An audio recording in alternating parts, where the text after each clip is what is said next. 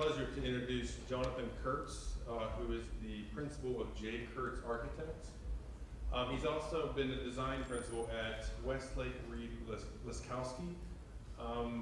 In 2012, Jonathan was the recipient of the Cleveland Arts Prize Emerging Artist Award and the BB+C 40 Under 40 in Cleveland. Jonathan is a graduate of Kent State University's Bachelor of Architecture program, and in 2004 he went on to get a Master's of Architecture from the Graduate School of Design at Harvard. Jonathan is a registered architect, and he has worked on several projects, serving as the design leader for various award-winning architectural projects, including the Oberlin College Bertram and Judith Cole Conservatory of Music building. Other notable projects Jonathan's been involved with include the first place submission to Prototype, the competition in Vancouver, British Columbia, that reanalyzes the idea of a skyscraper in terms of a podium and a tower, as well as the Hey Mary Cottage in Round Pond, Maine, and Jonathan's submission for the Village Red AIDS Memorial Competition in New York City, placed second as the national competition. It's my pleasure here to introduce you to Jonathan Kurtz.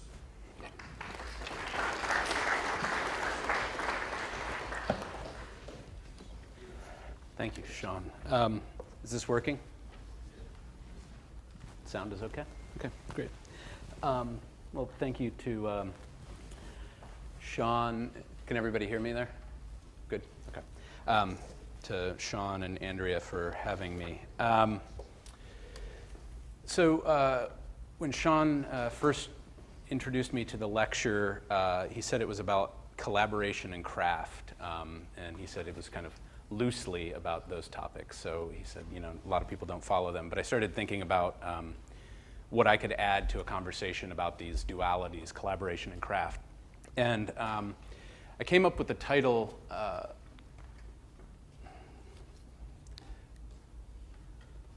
based on, partially on this image. So there's a long history of a conversation between Sol LeWitt and Eva Hesse. I don't know if anybody's familiar with those two artists or their work. You know, largely in the 70s and 80s, but Sol LeWitt has been doing work for years. And they do very different types of artistic interventions, but there's a lot of documentation about this back and forth between the two artists. And I thought that as a kind of a notion of collaboration, two artists doing very different things, but that ultimately they resonated with each other.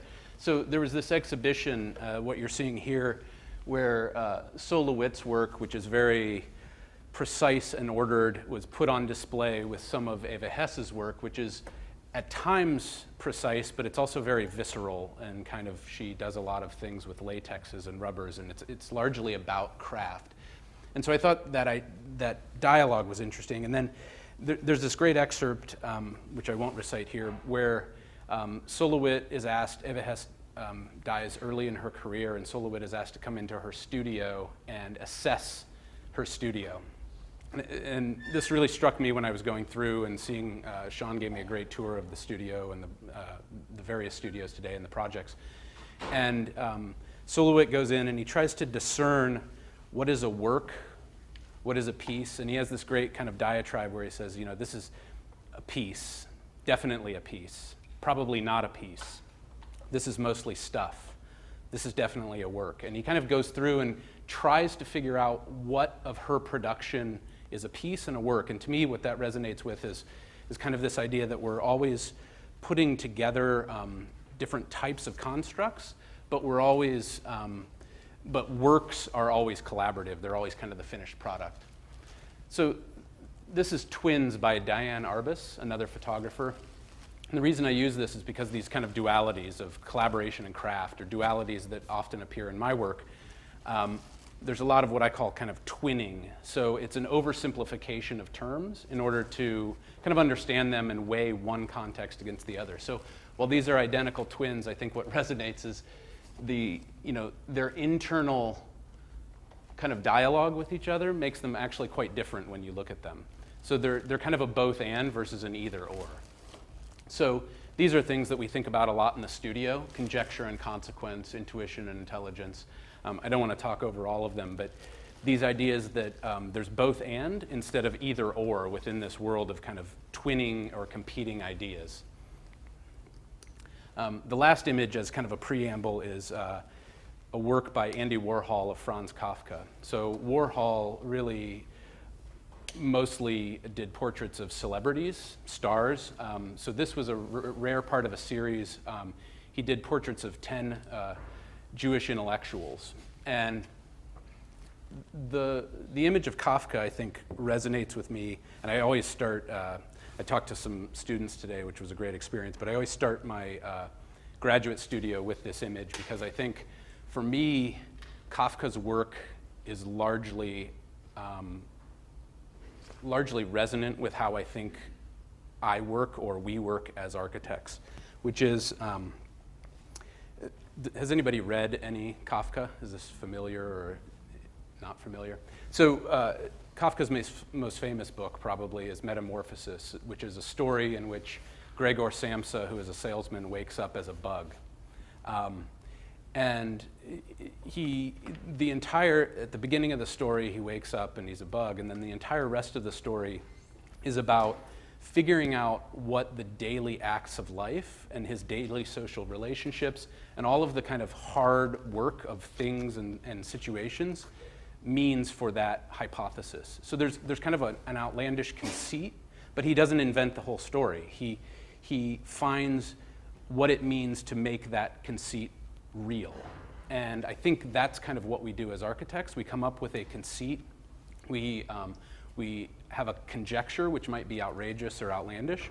And then the act of producing a work is really about letting that be subject to all of the kind of harsh realities that assail it, the politics, the economics, the kind of materiality, the fact that somebody else is building it besides you. So all of those things then work to kind of hone this conceit into really an identifiable work. So I'm going to show 10 projects. I have way too many, I think, too many slides, but I'm going to go through some of them quickly. I want to leave some time for questions.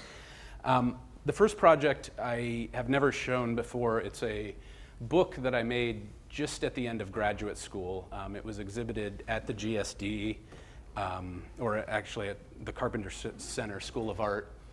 And when in putting this presentation together, I started kind of, we try to mine our own history for themes and threads. And so this work kind of came to the fore because I found so many of the things that were present here kind of recurring in my current work.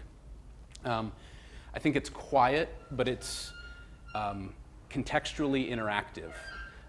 It's a book that tries to elevate normative materials to a different status.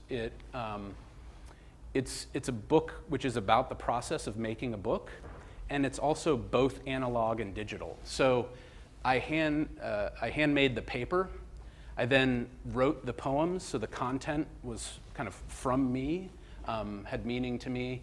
I laser cut the poems into acrylic. I then inked that acrylic and ran it through a hand press to press the paper behind. So the poem is actually a double. It's a twin. So behind on the paper is the poem embossed, but on the front is the text in acrylic.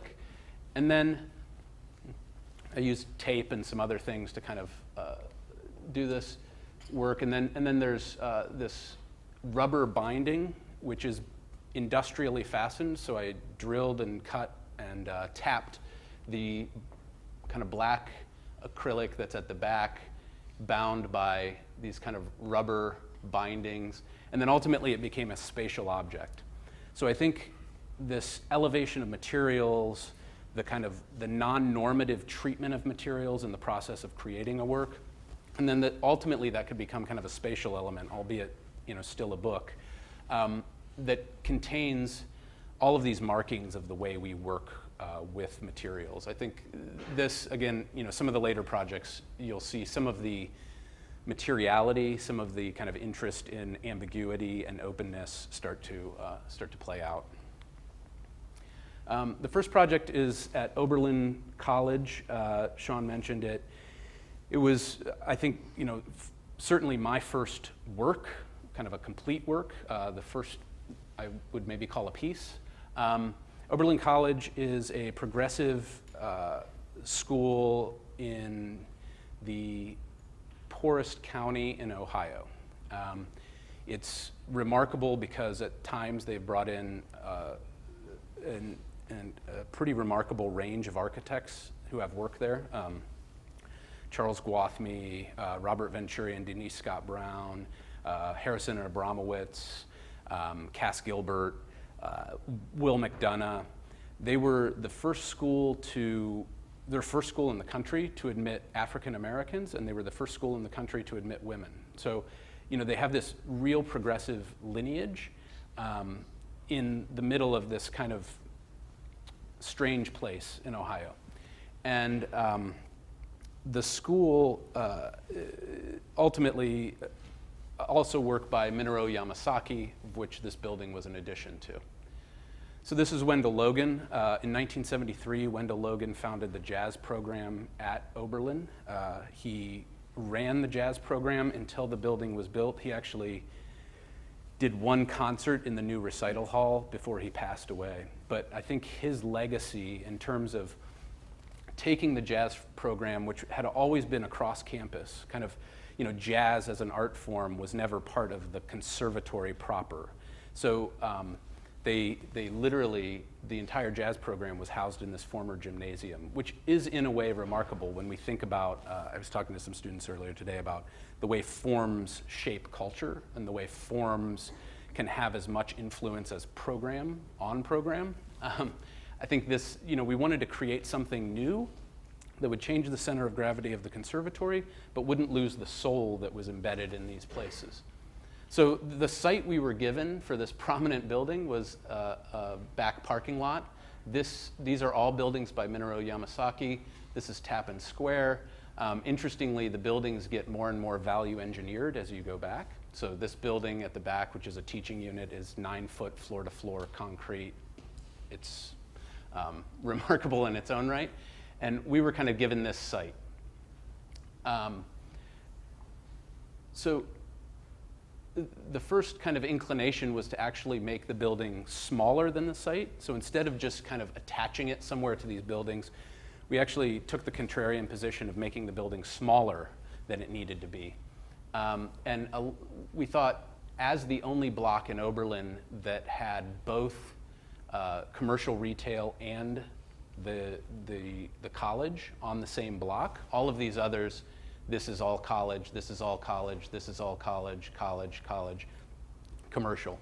So the idea that the jazz program would move across campus, change the center of gravity of the conservatory, and ultimately be an armature by which the conservatory in this type of architecture could reach out to a larger community and ultimately start to, I think all of these schools, many of them, have this town-gown relationship where they're separate, and particularly a progressive institution in a county like this. So it was really important that this building set the tone for how the school was opening up to the larger community. So the initial diagram was really simple. It was a landscape that would course through the building, kind of what I call a compromised wrapper. So this way to enclose the building that would open up to pedestrians, but maybe form a facade to vehicles. And ultimately this kind of offices in the garden type of arrangement. And that diagram, kind of seen here in plan, so we took an already small, it's about 37,000 square foot building, held practice rooms, teaching studios, and a series of offices that would go on the third floor. All acoustically sensitive, all acoustically isolated. So walls were CMU construction with floated gypsum board walls to improve acoustic isolation. So a very heavy program at its base, but we really wanted to kind of open that up to people kind of traveling through. Ultimately, we connected below grade, so the plaza carries over a locker room area that all the students have lockers in. You can kind of come up in this connector that's wedged between two Yamasaki buildings. And then you can kind of rise on this side. And then on the third floor, where at some point in their matriculation, all students will have a teacher who has an office on this 3rd floor. We rung it with the offices, and we had this kind of central core, which was faculty lounge, and then a kind of a terrarium. I think you'll notice that a lot of the work really plays on this idea of building and landscape and how we embed one in the other. And not just that we embed buildings in landscape, but that we embed landscapes in buildings. And then the part of the program that was actually invented through the form is this, which the first time the dean saw it, we thought he was going to think we were crazy because we're poking a hole through the building and there's a lot of gymnastics to do this. But he immediately kind of said, oh yeah, the jazz program, they work 24 hours. They're like architects in that way. They work 24 hours. This is kind of the lantern and the social hub. So this space ultimately became a cafe and general kind of like hangout space for the students. So here you see that terrarium. We went to somebody in Madison, Ohio, who's the foremost expert on witch hazel trees, and he custom grafted 2 witch hazels for this terrarium. So what's interesting is the terrarium has a bit of a microclimate, and witch hazels are trees that give off color very early in the season. So the idea was that in February, when everything was cold and dark, you would get this blast of color here. And then this is a section kind of showing that hole in the middle of the building and the kind of under plaza connection, and then the cafe. So here you see the cafe. You see one thing I didn't include in this slide. This crosswalk used to go from the center of Tappan Square, which is here, and it used to come across the corner, so it stayed on city property. I think one of the successes of this project is that the crosswalk was straightened and it comes onto college property. So this idea that architecture can have this kind of social impact, and you see that kind of coursing down and coming through, a very kind of light space so that the activity from within is seen, and that ultimately that becomes kind of this urban street that really does, I think, work. So this is up in the cafe, place for kind of student appropriation, places that are less highly programmed but are important. I think there are spaces that we can create that you wouldn't plan to make them, but if you knew that they were there or you experienced them, you would never forget them. And I think that's an important kind of lesson. This actually happens. This was about a year after opening. Kids kind of sit underneath the cafe and have impromptu sessions, and the community comes and listens to kind of practices and concerts in that way. And then this is just kind of trying to show the kind of the combination of craft and care that makes people, I think, feel like they can appropriate a space or that it was made for them. This is kind of the front view. You see it's inside, it's actually a rather opaque building because you have all this acoustic isolation to deal with. But ultimately, this kind of exterior carries through the building between the structures and then ultimately up onto a roof garden that also, they had to occasionally close it because students were using it for things that they didn't intend. But there's this great kind of roof garden and a place also for concerts and for entertaining up there. Below that is the Recital Hall and recording studio. So I'm going to kind of talk about the skin inside a little bit more later. So with all these projects, what I'm trying to do I want to talk about kind of early conceptual development and organizational understanding, and then I also want to kind of pick a detail and try to kind of explain how that ties in. So one of the details here was the skin. This is Charles Martin Hall. He, on a block away from this site in Oberlin, invented as a student in 1897, invented the process for expedient conversion of bauxite to aluminum. And so he became the founder of Alcoa, and he gave the college Tappan Square. But not many of the buildings on campus were made out of aluminum, and we thought immediately this kind of historic resonance was as important as what the material was. So we partnered, I went to PPG Labs in Pittsburgh and then also ultimately to Lancaster County where they roll the aluminum, the mill finished aluminum. And we came up with this kind of custom finish on the aluminum. And at the same time, kind of tertiary influences, I was looking at a lot of Gerhard Richter, and what was fascinating to me was this idea at the time of kind of ambiguity and obscuring an image and the kind of softness that a surface could take on. And then in another instance, the fact that the material was the work itself. And so, this was this idea that the sky and the glass and the metal could all be one thing, even though it had to perform in different ways and be articulated in different ways. So this is it at night, this kind of what I like to think of as like a Wes Anderson moment where you get this kind of sectional view of a different student playing a different instrument in every opening. The kind of compromise wrapper that kind of folds to negotiate kind of problematic formal typologies. And then the skin was kind of this vertical orientation, one because windows, you have to consider the size in the windows because you need acoustic isolation from the outside and the inside. So these are all double insulated, isolated windows.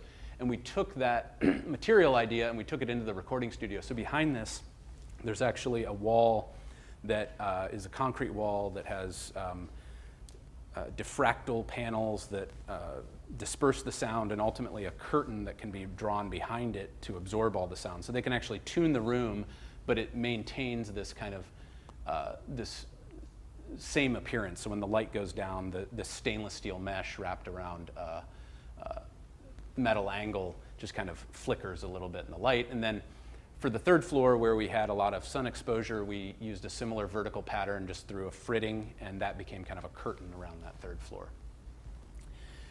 3 years later, we slowly moved inside, and this is a project also for the conservatory, but it's in Bibbins Hall. So Bibbins was the front building, and we had the challenge of having to find, we were renovating the entire building, but we had to find within it space for a recital hall. So this was the last building Minoru Yamasaki did before the World Trade Center. So it's all a structural skin and then a few columns down the corridor inside. All concrete, all isolated. I think you could imagine it's kind of difficult to find ways to negotiate that material constriction. So this was an existing classroom, ceiling lighting, the corridors terminated in doors, not incredibly inviting, but very useful for them, just a plan. So the main idea became that we could fit a recital hall for about 60 in an area of 2 classrooms. We could remove the classrooms, but that didn't solve the volumetric challenge. So what we did is we terminated the corridor in glazing so that you could see out. You would enter both ways because we were over 50 occupants, so you have to find multiple ways out. Those of you teaching the studios where they need fire and egress stairs, all that stuff, you figure out. And then ultimately one large room inside. So this is kind of a new kind of student waiting area. So when there is a recital or a concert, you can actually see the occupants and you can kind of interact with that in the corridor. It really opens the corridor up to the activity. This is a section. So we created a box truss that sat on the roof, bolted it in, and then afterwards cut out the concrete ceiling in order to get the volume that was needed, because you can't just put a recital room into a 9 or 10 foot ceiling. You have to kind of create the acoustic volume for that. So that's kind of what you're seeing here. So the challenge with that is that we wanted to maintain the minimalism and simplicity of the Yamasaki building, that we thought it was important to make it a cohesive whole and not be kind of vertically striated as you moved up, that it felt like you were enclosed. So the solution was to create this kind of basket out of simple dowels. These are dowels you would buy at Home Depot, just maple. And the detail in this project that I want to share is that even simple ideas are actually sometimes complex based on the constraints. So in an acoustic building, what you'll have, if you used all the same dowels and they were all the same length, you would have a resonant frequency that when certain notes were hit, the entire room would have a tune to it. So you have to avoid that. So we configured the screen in this kind of parallelograms to mimic the angle of the Yamasaki windows, but also follow the angle of the truss above. And then these kind of simple vertical elements. So these are actually 3 different diameters of dowel, from 3/8 to half to 5/8, and they're at different spacings depending on the panel. And that change in spacing, change in dowel diameter, and then this vertical, which makes them almost kind of infinitely variable because it ties them together, ultimately makes it a range. So the room actually kind of resonates with the music versus kind of fighting it at certain tunes. This is kind of forming the lantern on the corner. We had a hard time with the historic review board, but ultimately got through. We just wanted it to be a simple kind of quiet lantern, but we needed the volume. And this is the space in use. The next project is definitely just a piece. I was asked by the editors of Clog to join an exhibition they called 5 by 5. It was 5 conceits taken on by 5 architects each. This traveled around, maybe 4 years ago. And as the good architect I try to be, I took the conceit that was left over. So everybody else chose, and I was too late to pick mine. So I got Lunar Resort. I don't know that it was a passion of mine to have. Other ones were the Trump Wall or the tower, or things that were more glamorous formally. But and so the premise that was given by the Lunar Resort is what struck me as this idea of luxury tourism, and I was kind of thinking a lot about what it meant to be in the world now, not to be too hyperbolic about that, but and I came up with this. I don't necessarily want to talk over it. Maybe I'll just read it very quickly. Excess absence, too much, nothing, no atmosphere, daylight for 13 days, starlight for 13 days, a lunar resort, luxury tourism, no media, no brand, no identity. Perhaps real luxury is affording nothing, procuring space, no atmosphere. A foggy drizzle against sharp gray. We have always been in the business of assembling qualities. A resort of material, ambiance, absorption, intuition, nature on command, nestled in the edge of a crater, gazing back at the earth, all day, every day, the ultimate aerial omniscience control, wondering if we can model atmosphere under a black sky. So what does this mean? Partially it's that I have written, I wrote these poems early for the book I showed at the beginning. The first Clog exhibition was on Bjarkingles, and I wrote a poem in Excel. I'm not a poet, I admit it. But this kind of narrative underpinning is one way that I really think about and try to approach work. So this was a project that was experimenting with, I call it a piece because these pieces are never really complete, and they're always a little bit riskier, I think, than the built works.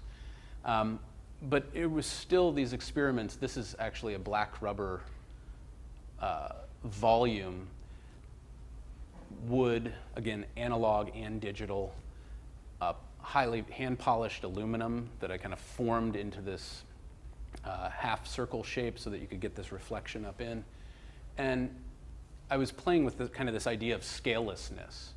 So the idea that this might be the landing spot for a drone port, but these atmospheres, fog, kind of a memory, landscape, like what are the different kind of atmospheres that as luxury tourists we might want to call upon. So just kind of this idea that at different scales, at different kind of modes of operating, what does it mean to build for me it was what does it mean to build something that evokes these qualities of ambiguity and atmosphere, both materially and formally.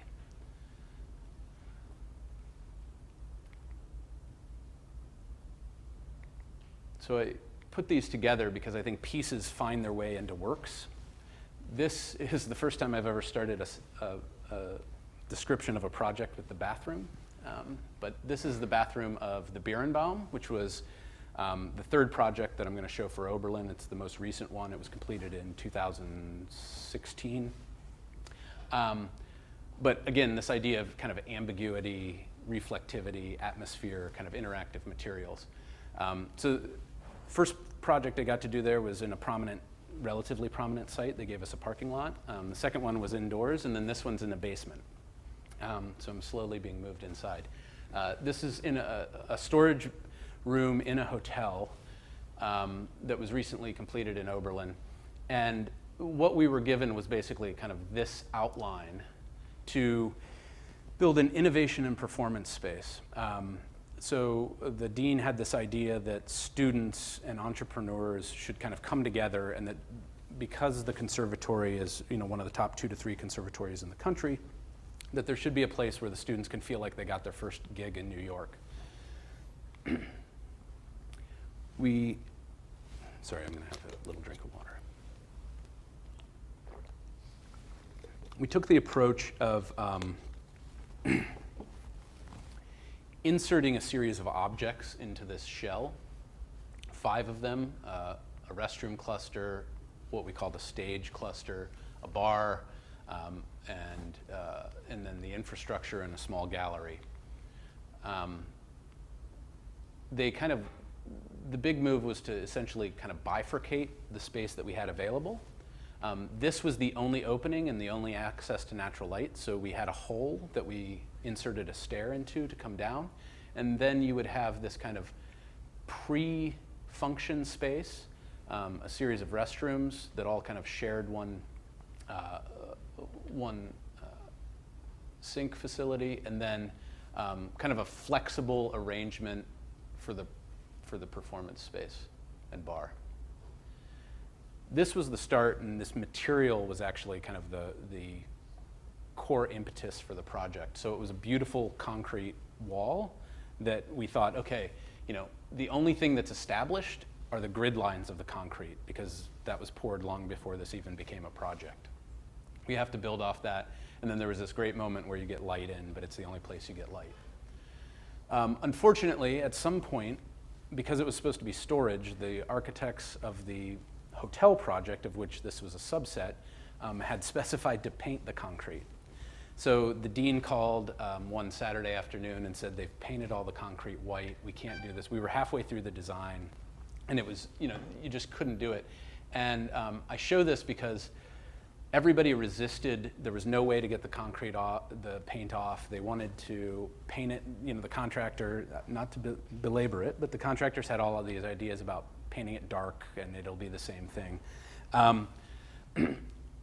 I and one other person from the office spent weekends and rented pressure washers from Home Depot.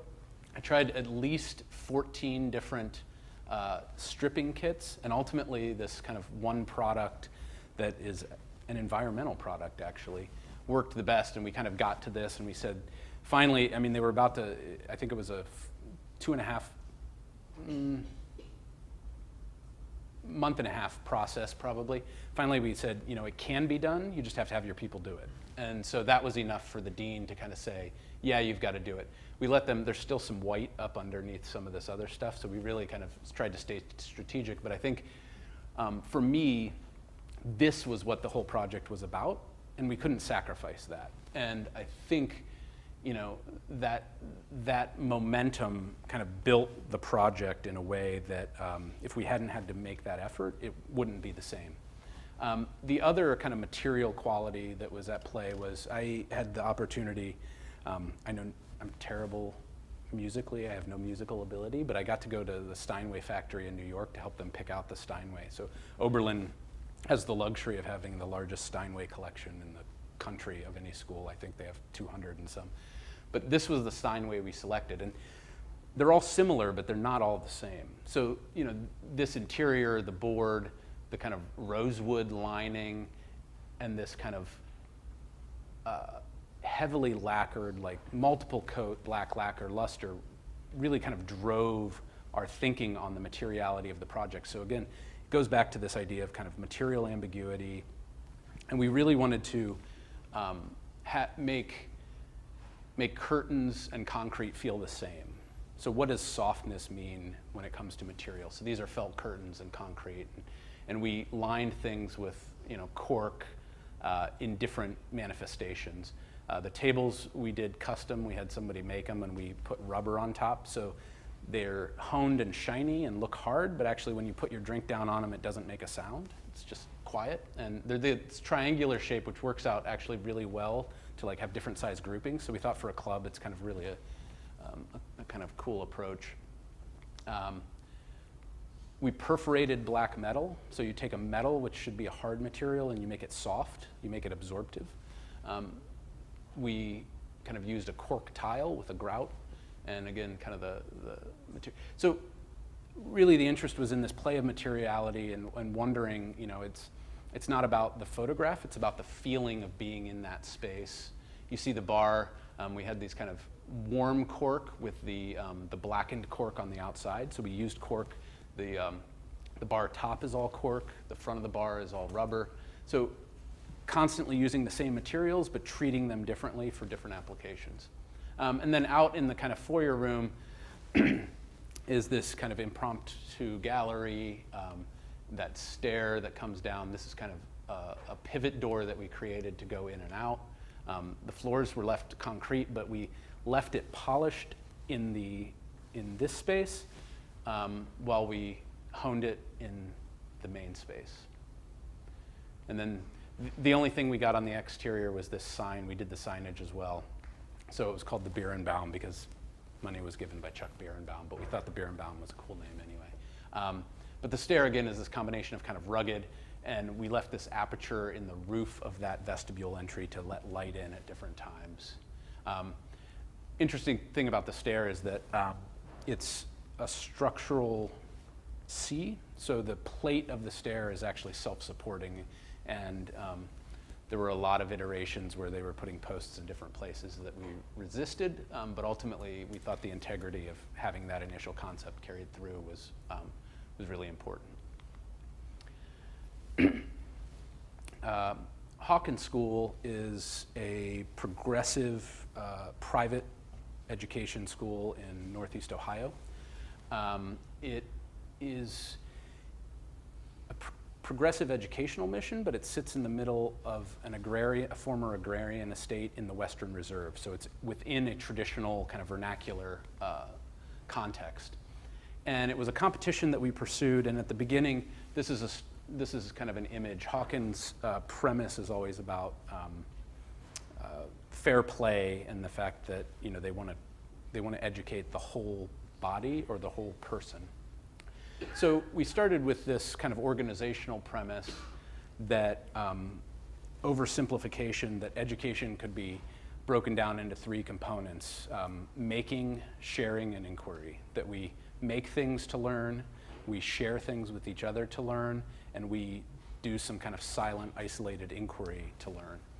And so we kind of took those ideas and we said, okay, what does it mean to do a new school for, or an addition to a school for school with a progressive educational mission on an agrarian estate with these kind of lost landscapes. So this landscape was kind of something we found. There was no access to this place.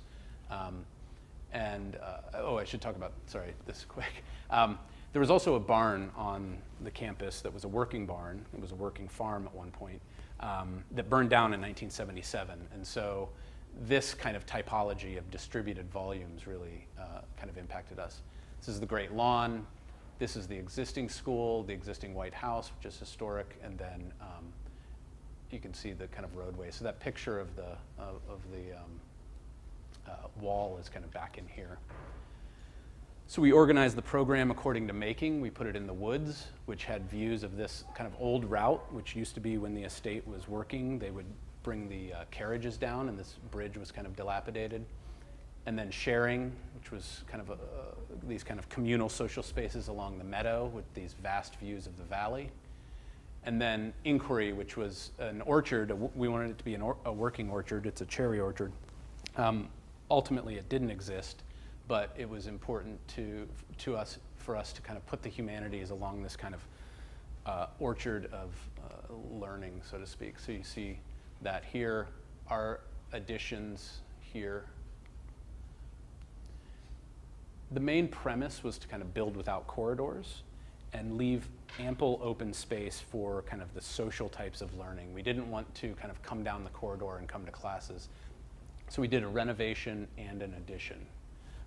So the sciences and biology were down kind of in the wood. Sorry, jumped way ahead. We're in the woods. The kind of academic commons and library were around this kind of large courtyard on the meadow, and the humanities were along the orchard. The other main premise was this kind of loose fit. We wondered what it would mean for a school to be in a barn. So we ultimately kind of created that. It's all one space, it's all one volume, and all of the classrooms let out into that volume. So you're no longer kind of going down an anonymous corridor to go to class, you're kind of coming out, seeing your peers before going to class. And this kind of idea of being lofted all within the same space, sharing that communal space, kind of views out to the Great Lawn, to the, you can't quite see the bridge in this image. And then this idea that the building moves out of the way of the landscape as much as the landscape moves out of the way of the building is always important. So these kind of overhangs, this is the fabrication lab, so when parents come and drop their kids off, you kind of get a lot of visibility into that.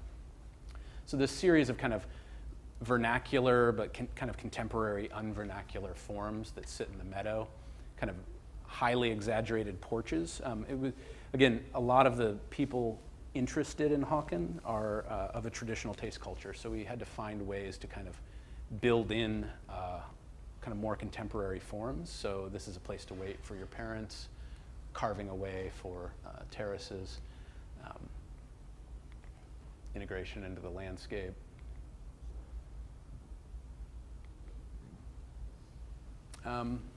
This is Ham Martin. This project is maybe a work in progress. They're in Round Pond, Maine. I started this project in 2010. It's still not done. It's a real collaboration because Ham, at 65, decided he wanted to build his own cottage. They had this cottage in the family for about 25 years. Round Pond is in Maine, right off the Atlantic. It's kind of a small lobster fishery.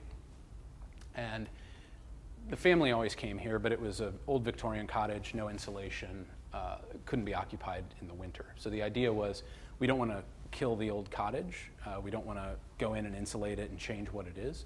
We just want a place where we can kind of, a little cave where we can hole up when it's really cold outside, and then we want to be able to expand into this larger environment when the family comes. This is the view from above the ridge of the existing house. This view doesn't exist except for now. It didn't exist before. This is one of the lobster fisheries. And they use the barn and they use these facilities for family events. I mean, this project was a very personal project in that way, and also kind of a labor of love for him. So we couldn't, because we were in the creek shed, we couldn't expand the footprint. So we actually kind of came right out to, we even used the porch as part of the footprint.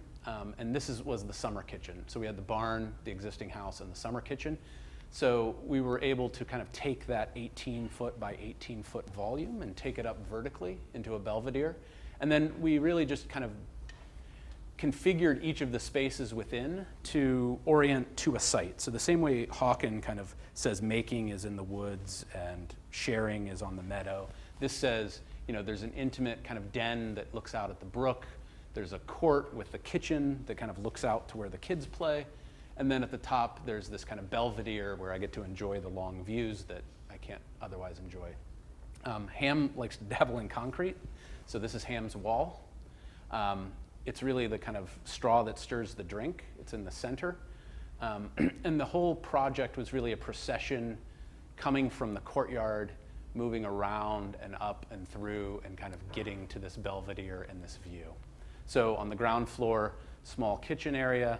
We also kind of interceded in the existing by putting this kind of long sliding wall, which Ham hasn't built yet, but he's going to, as a way to kind of expand in certain seasons in this kind of small den room. The second floor was really only a restroom that worked off their existing master bedroom. So you kind of come up the steps. She has a small like reading nook that's kind of tucked in here. Come up the steps further and arrive at kind of the pond room, which has a little roof terrace. So this is the idea of when it's in the summer and when the kids are there and we can expand. And this is what we do in the winter when we kind of live in this small volume. Right when I left Westlake Reed Laskoski, I went up there for a week to decompress, and I helped him frame the second floor. So this is from that. But he literally did everything. It's all radiant heating in the slab, and the kind of center wall is also radiant heating. So all the infrastructure lives in that one center wall and kind of emanates out. So that notion of the hearth. This is their scrim. I mean, what I love about this is that this is kind of real people living their way in contemporary architecture, but they really wanted it to be simple. But you know, they've said, this is a room nobody would make. It's only about 7.5 feet wide, and it's long, and it's under a stair, and everybody who comes over loves to hang out down there because there's something about the way they've made it, the kind of coziness. They tiled the restroom. They wanted some light in the restroom, so even though it's central, we put in this glass block wall, which Ham put in, that kind of borrows light from here, so you get that stair kind of coming up. Ham poured all the kitchen countertops, poured floor. He made this table. This is Ham and Mary. And when you get to the top, you get this kind of amazing view that their grandkids get to enjoy, and then you get to feel like you're in a treehouse.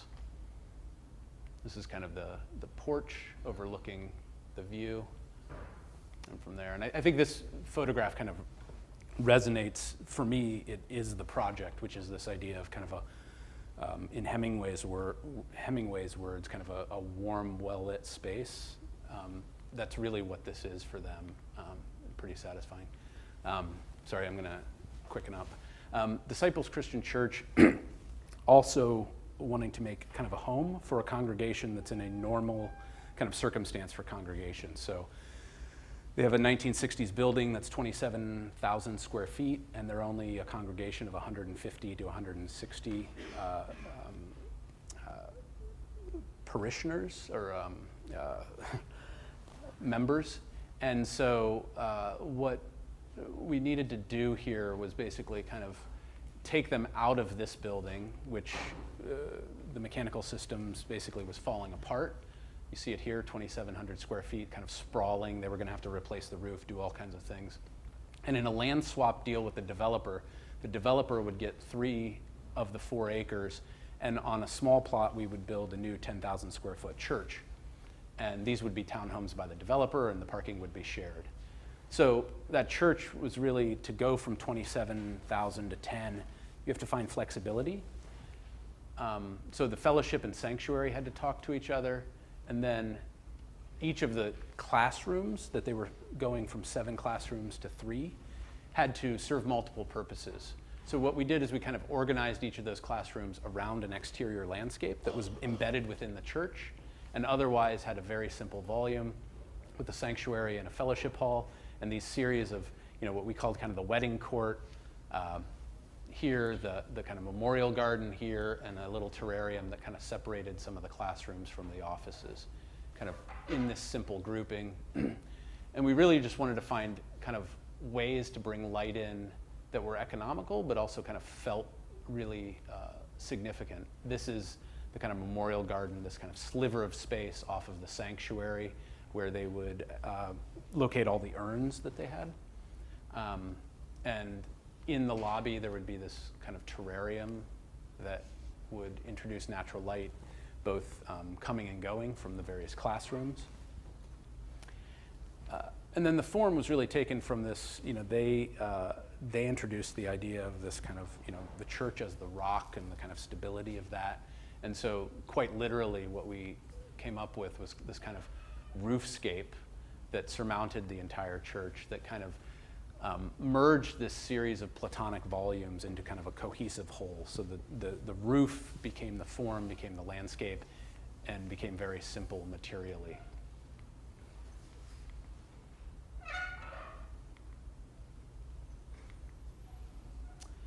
I think I have two more. I guess I can finish, I think. This is the Diane Arbus photograph of twins. This is the contact sheet of twins.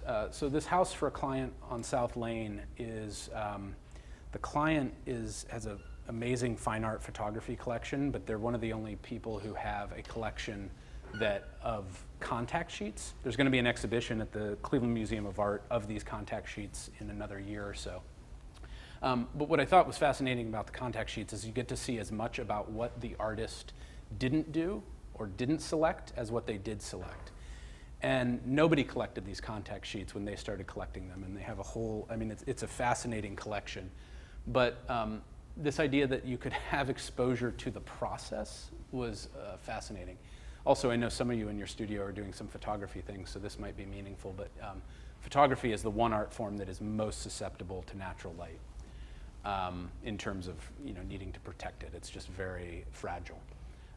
So the Chagrin River, the site that kind of was at the edge, kind of overlooking, and the site was really about these kind of long views. So how do you meld this kind of inner artscape with this exterior landscape, which is really quite expansive? So we really just kind of surmounted that, that location. And the core idea I'm going to build up here, but is again this kind of idea of semi-assertive symmetries or twinnings or these kind of dualities, where we really wanted a central living gallery that was about life, and that you didn't have to have a separate gallery. This is the Brown sisters. It's a collection of, I think it stopped at 40 for some inauspicious reasons, but the photographer took a picture of these sisters every year for 40 years, and so it's really just kind of an ordered center, and then we scattered around the perimeter all of the functions that make up the daily life of a house. So kitchens, bathrooms, restrooms would sit in the landscape. And then we'd carve away at those volumes in order to capture these kind of key views within the landscape. And ultimately it became kind of a very simple diagram that's about this kind of ordered interior landscape that is about the gallery and the art and doesn't have direct natural light. And then this exterior landscape, which is expansive and kind of wild and ready to be engaged. So it was all about framing views inside and out, and this idea of kind of the oblique and the perspectival. So the building frames views from the landscape in, and the kind of art and landscape within kind of frames views to the outside. Here you see that kind of central volume: dining, entertaining, living, gallery, kitchen, terrace, family room, garage, all the components around the perimeter. And this idea of photography came into play where, if you remember that diagram, when you enter the main gallery, you're kind of confronted with art, but there's always something oblique, which is about the exterior. So by doing this kind of symmetrical play, you're actually giving a kind of frontality to the art and an oblique quality to the landscape.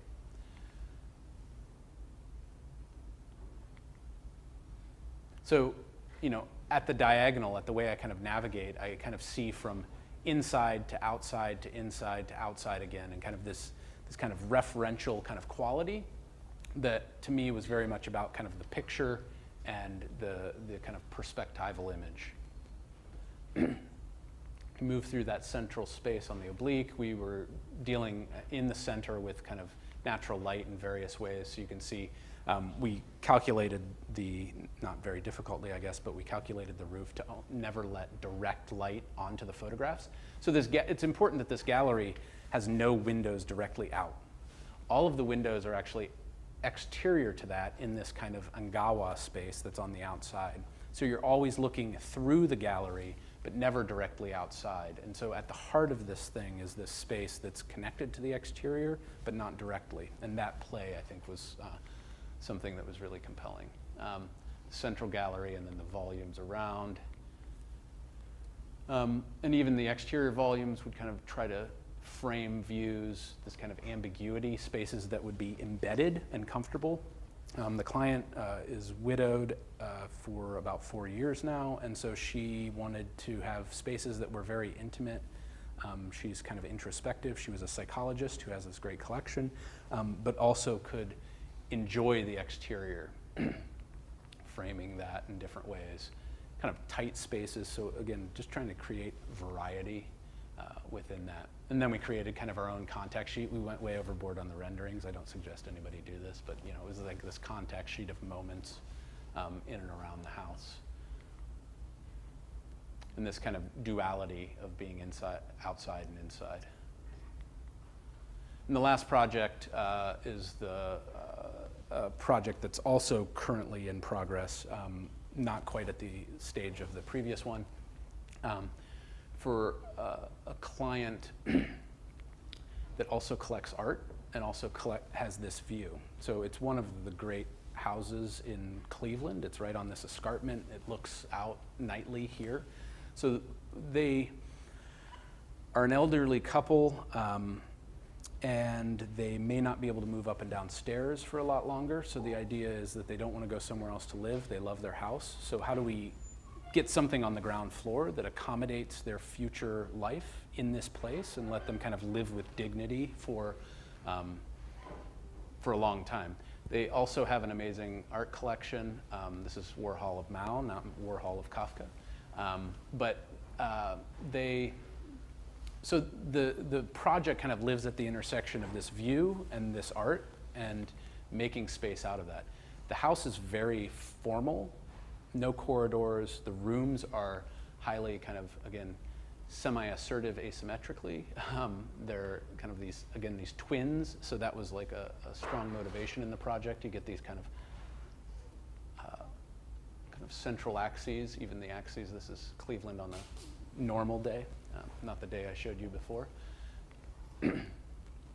So the idea was, we would create kind of a simple single volume that allowed circulation around the perimeter, had a central core that would be a master bedroom, and also be able to show art. The other trick with this is, how do you add a master bedroom to a ground floor of a house that's already 6,200 square feet? It's not really necessary for the future of the house, right?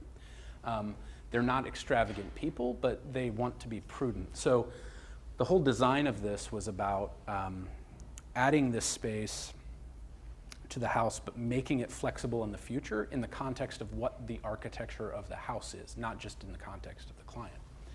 So it really became about this kind of volume with this perimeter, and again, this kind of here, like rotational symmetry that occurred. But the other detail, and I don't think they'd mind me saying this, but at this point they don't sleep in the same rooms.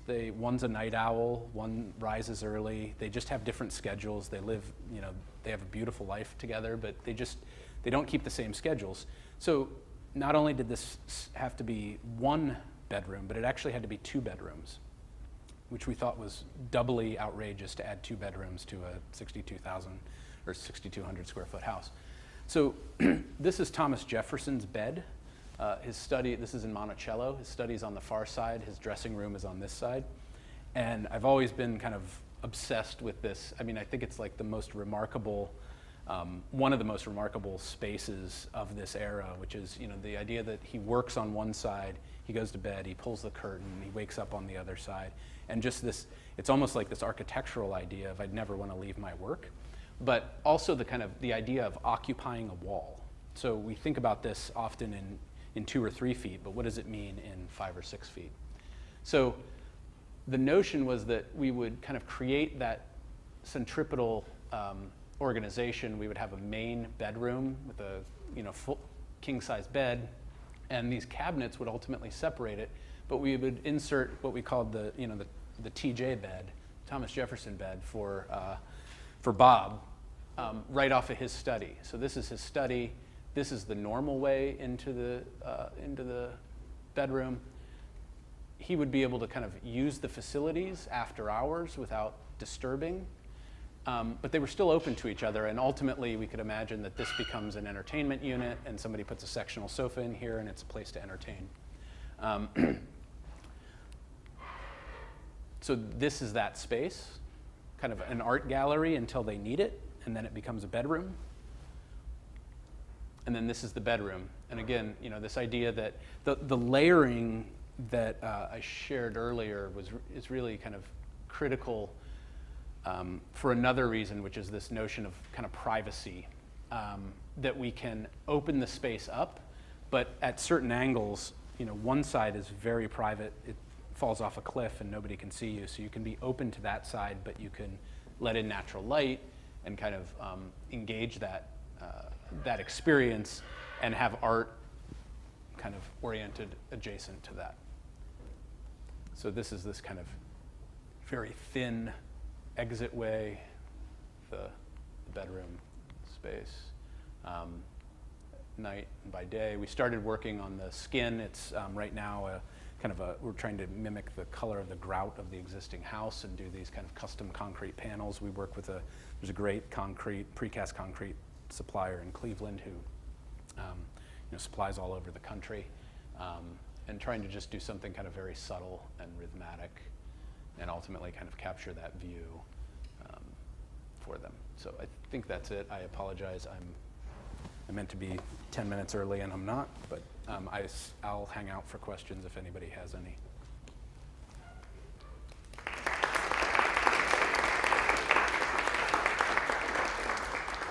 All right, so we got time maybe for one or two questions. Anybody have any questions they'd like to ask Jonathan?